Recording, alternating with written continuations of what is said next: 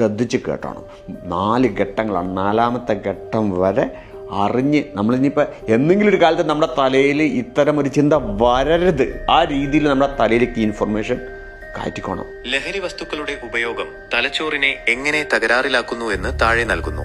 ആദ്യഘട്ടം, ലഹരി വസ്തുക്കൾ തലച്ചോറിലെ രാസപ്രവർത്തനങ്ങളെ മാറ്റുന്നു. ഇത് സന്തോഷം, ഉന്മേഷം തുടങ്ങിയ വികാരങ്ങൾ ഉണ്ടാക്കുന്നു. എന്നാൽ ഈ മാറ്റങ്ങൾ തലച്ചോറിന്റെ സാധാരണ പ്രവർത്തനത്തെ തടസ്സപ്പെടുത്തുന്നു. തുടർച്ചയായ ഉപയോഗം തലച്ചോറിലെ ന്യൂറോണുകളെ നശിപ്പിക്കുന്നു.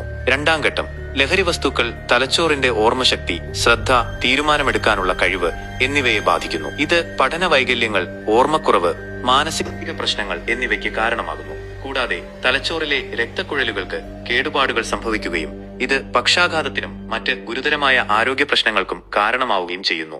3ാം ഘട്ടം, ലഹരി വസ്തുക്കൾ തലച്ചോറിലെ ഡോപാമിൻ എന്ന രാസവസ്തുവിന്റെ അളവിനെ മാറ്റുന്നു.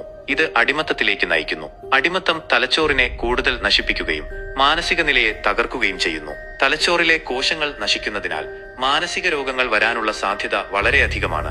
അവസാന ഘട്ടം, ഈ ഘട്ടത്തിൽ തലച്ചോറിന്റെ പ്രവർത്തനം പൂർണ്ണമായും തകരാറിലാകുന്നു. മാനസിക രോഗങ്ങൾ മൂർച്ഛിച്ച് ഭ്രാന്തിലേക്ക് വരെ പോകാനുള്ള സാധ്യതയുണ്ട്.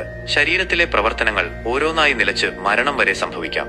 ലഹരി ഉപയോഗം തലച്ചോറിനെ നശിപ്പിക്കുകയും ജീവിതം ദുരിതപൂർണമാക്കുകയും ചെയ്യുന്നു.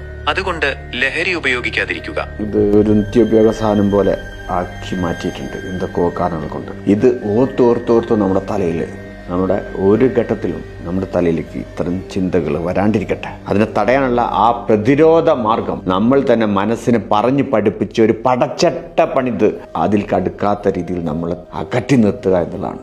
സോ ഇത് തലയിൽ സൂക്ഷിക്കുക. ഈ പറഞ്ഞത് മാത്രമല്ല, മാക്സിമം ആളുകളിലേക്ക് എത്തിക്കുകയും ചെയ്യും.